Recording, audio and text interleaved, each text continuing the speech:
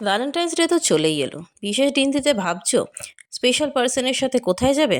কেমন হয় এরম যদি একটা লেক সাইড ক্যাফেতে গিয়ে সাম কফি মোমেন্টস স্পেন্ড করো? এটা হলো OG by the lake. Recently আমি আমার বার্থডের জন্য গেছিলাম। জায়গাটা হলো সায়েন্স সিটির ঠিক পেছনে, ওজি বাই দ্য লেক। এখানে outdoor seating just by the lake রয়েছে, ইনডোর সিটিং এরিয়া আছে, প্লাস রুফটপ, তিনটেই এখানে তোমরা অ্যাভেলেবল করতে পারবে। বালি থিমড ফটো বুথ ছাড়াও এই জায়গাটা প্রত্যেকটা এতটাই সুন্দর করে সাজানো যে সবকটাই ইনস্টাওয়ার্দি প্লেসেস লাগবে। এবং খাবারের জন্য সব কিছুই পাওয়া যাবে, কন্টিনেন্টাল টু ইন্ডিয়ান। আমরা অর্ডার করেছিলাম দুটো নন অ্যালকোহলিক জিঞ্জার এল, হারিসা প্রন আর গ্রিলড ফিশ।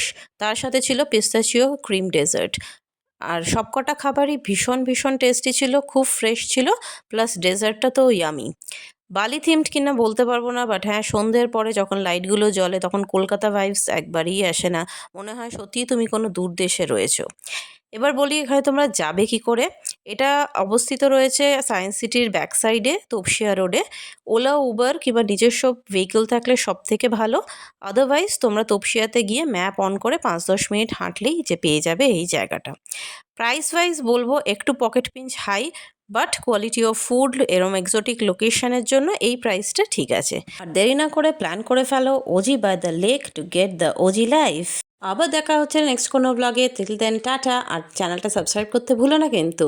কেমন লাগলো তোমরা কমেন্টে জানিও। বাই।